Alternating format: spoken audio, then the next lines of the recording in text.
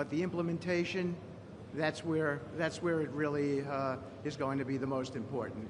And I think we are exceeding where we thought we would be at this time. I think the Vice President has come out here. He sees that. The Secretary of State will be out here.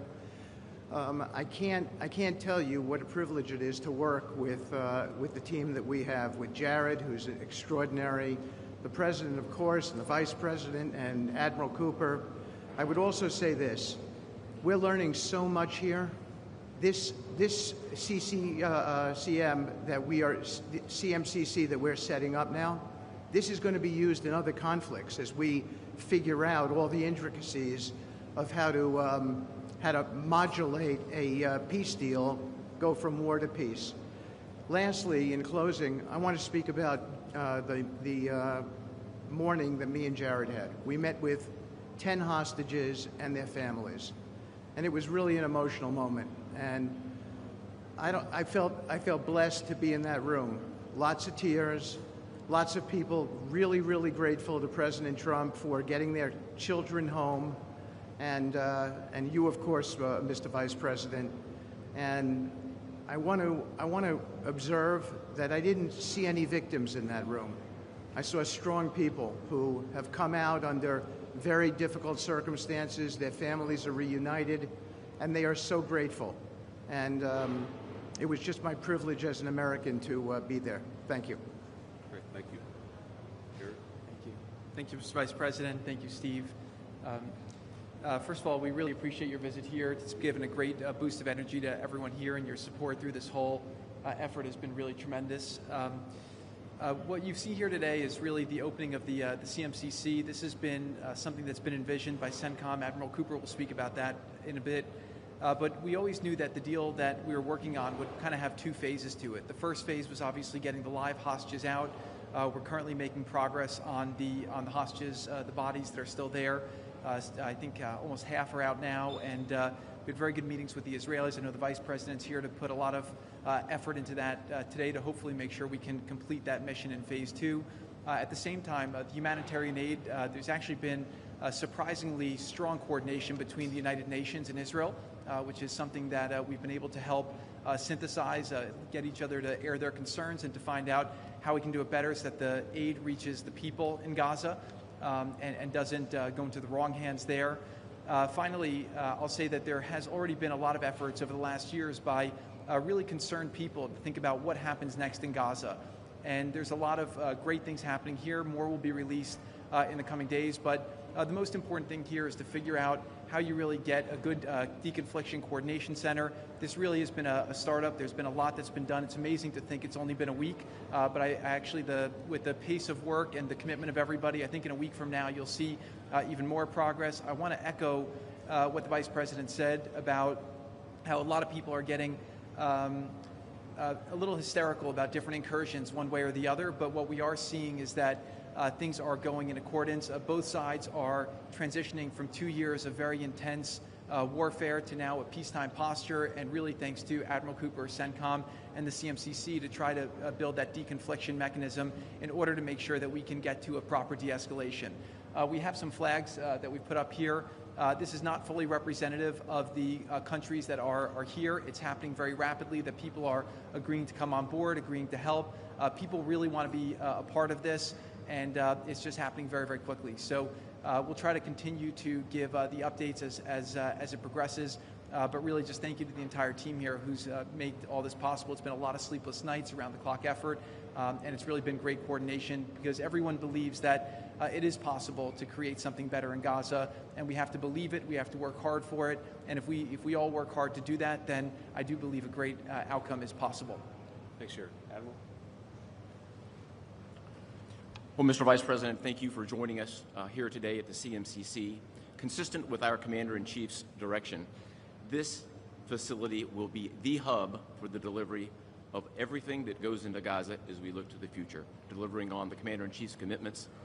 200 of America's sons and daughters who wear the cloth of the nation have stepped up and are serving here. I just couldn't be prouder, and I know that you are as well. Thank you so much. Great. Thanks, Admiral. And gentlemen, we'll take a few questions now. Sir. I want to ask about the Turkish one. It's very concerning for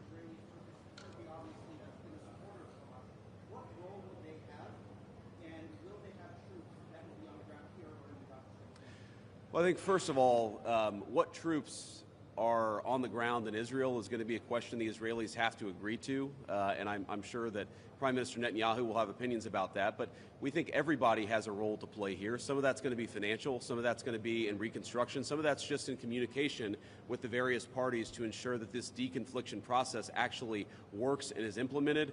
We're not going to force anything on our Israeli friends when it comes to foreign troops on their soil, but we do think that there's a constructive role for the Turks to play, and frankly, they've already played a very constructive role. We're very grateful for that. And you asked, they've supported Hamas in the past. No one who is a party to this conflict can look in the past and not point at something that they don't like or that they disagree with. Everybody who's been involved in this conflict can point at one other person. One of these flags can point at another flag and say, we hate that person for various reasons. The way that we're going to get to peace is to focus on the future, which is what the President of the United States has asked us to do. And we think everybody here is very willing to do that and is very eager to engage in that effort. Ma'am.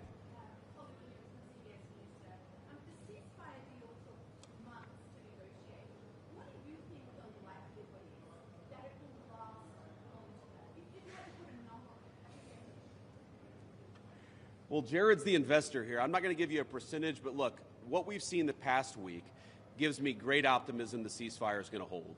And if we get from where we were a week ago to a long-term, durable peace between Israel and Gaza, there are going to be hills and valleys. There are going to be moments where it looks like things aren't going particularly well. But given that, and given the history of conflict, I think that everybody should be proud of where we are today. It's going to require constant effort. It's going to require constant monitoring and supervision. That's part of the reason that Admiral Cooper and his team is here, is to mediate these disputes, to mediate these disagreements as they come up. But look, right now, I feel very optimistic. Can I say with 100% certainty that it's going to work? No. But you don't do difficult things by only doing what's 100% certain. You do difficult things by trying, and that's what the President of the United States has asked us to do. Sir.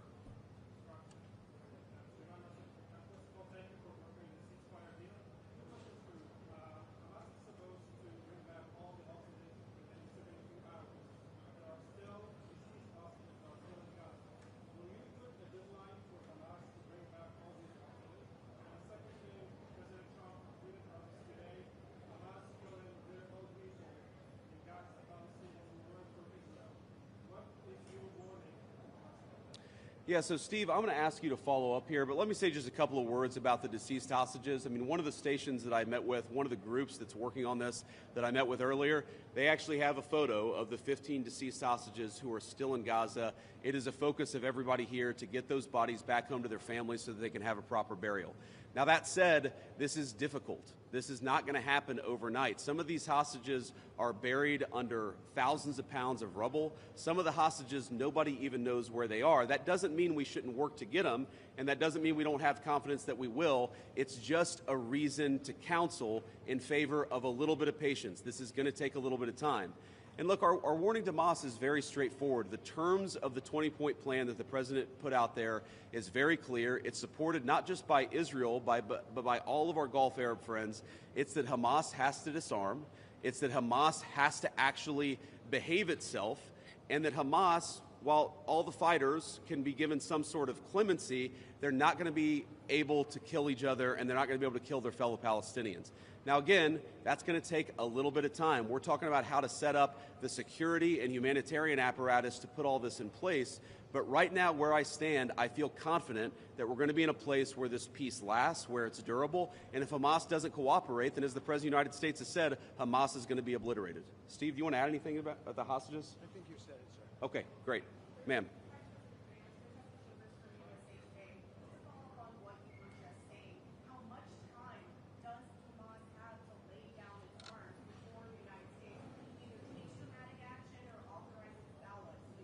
Well, look, the president actually put out a truth this morning that I thought was very instructive.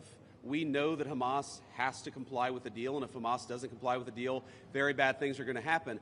But I'm not going to do what the President of the United States has thus far refused to do, which is put an explicit deadline on it, because a lot of this stuff is difficult. A lot of this stuff is unpredictable.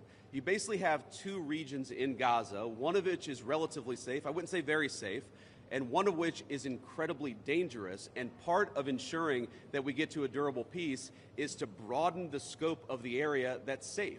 and the International Security Force is a big part of that. We don't yet have the International Security Force set up. That's something we're working towards. We have a number of volunteers who want to participate in that International Security Force. So my point is, I don't think it's actually advisable for us to say this has to be done in a week, because a lot of this work is very hard. It's never been done before, and in order for us to give it a chance to succeed, we've got to be a little bit flexible. I think what you're seeing from our Gulf Arab friends, certainly from our Israeli friends, is a certain amount of impatience with Hamas, but we're going to keep on working at this process, and we're going to keep on trying to bring the deceased hostages home, but also make sure that all Gazans are able to live in a prosperous and safe place. Yes?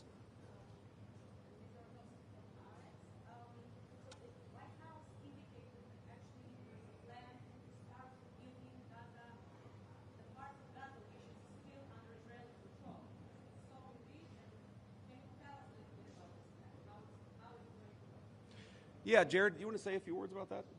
Okay. So, first of all, no reconstruction aid, no reconstruction funds will be going into areas that Hamas still controls. And as far as the demilitarization goes, once the ISF is up, there needs to be a security force that they can feel safe from, that in order for it to be the transition to be complete. So that needs to happen. There are considerations happening now in the area that the IDF controls, as long as that can be secured, to start the construction as a new Gaza, in order to give the Palestinians living in Gaza a place to go, a place to get jobs, a place to live. So that's one of the many things being considered. Right now, again, there's been several work streams that have occurred over the last years. Those are all being synthesized and updated here at the center, and then they'll go before President Trump and the Board of Peace to get recommendations on what to build, how to phase it, but that's definitely something now that's being very strongly considered. Great. Sir? Oh, sorry. Why don't we do the guy in the back, and then we'll do you in the blue jacket. Thank you. Go ahead. Could you speak up for me?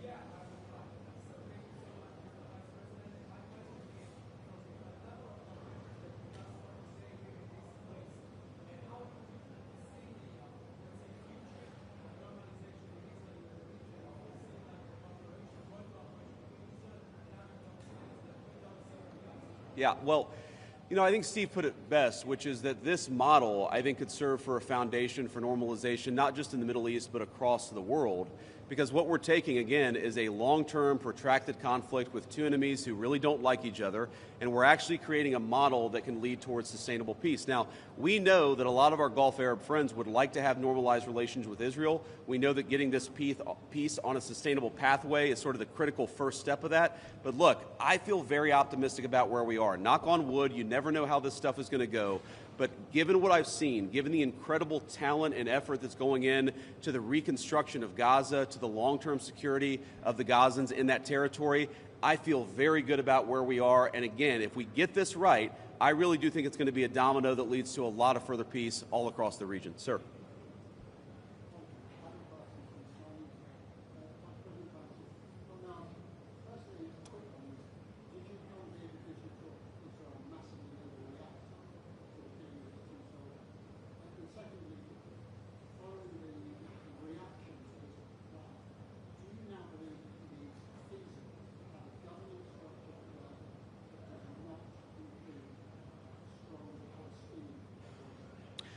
Well, so on the first question, no.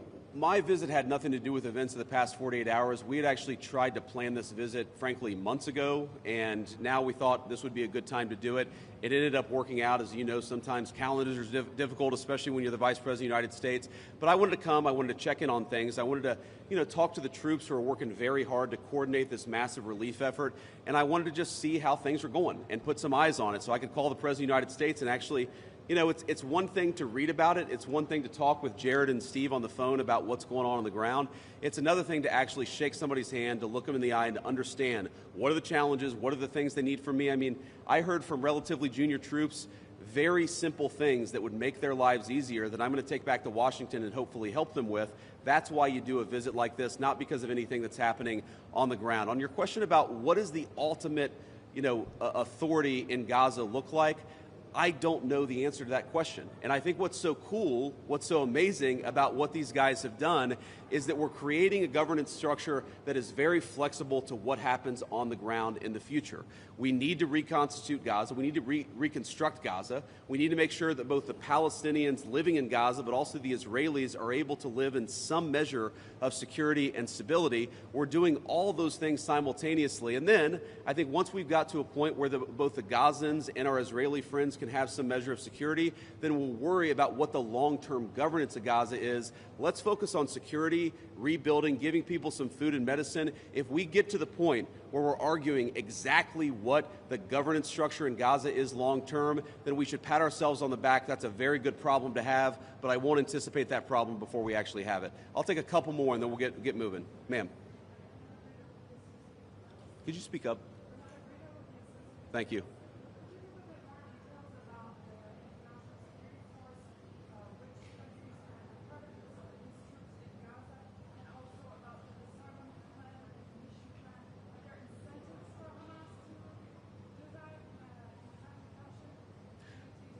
Well, the incentives are that unless Hamas disarms in accordance with the agreement, very bad things are going to happen, right? And also the incentive is that if they disarm, there is a better future for everybody on the other side of it. But in terms of the International Security Force, Steve and Jared, Admiral Cooper, are working on that very issue right now. Remember, this peace deal was struck under the president's leadership literally a week ago. The hostages were returned, 6 days ago, 5 days ago? So we're in the phase now where we're actually starting to conceptualize what that international security force would look like. I think it's important for Americans to know a couple of things. Number one, there are not going to be American boots on the ground in Gaza. The President of the United States has made that very clear. All of our military leadership has made that very clear. What we can do is provide some useful coordination. How do you take, the Gulf Arab states, plus Israel, plus plus the Turks, plus the Indonesians, how do you actually get those folks to work together in a way that actually produces long-term peace? The only real mediators are the United States of America. And so that's the role that we're going to play. I think the American people should be proud of it, but they should know that there are going to be no American boots on the ground in Gaza. Sir, in the back.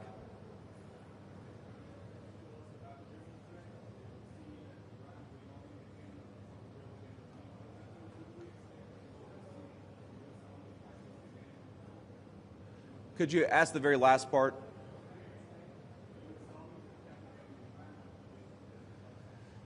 Well, I'm not going to make any announcements here today. The President of the United States has been very clear about our policy with regards to Iran. It's that he actually wants Iran to be prosperous. He wants to have good relations with the Iranians, but they cannot have a nuclear weapon.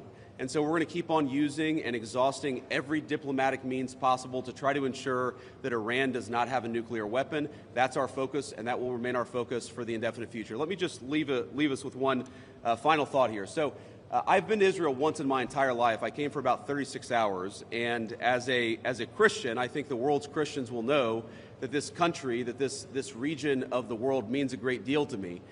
And at some point today, I hope to go, or at some point in the next couple of days, I should say, I hope to go to the Church of the Holy Sepulchre, which Christians believe is the site that Jesus Christ was crucified in. And I know that Christians have many titles for Jesus Christ, and one of them is the Prince of Peace.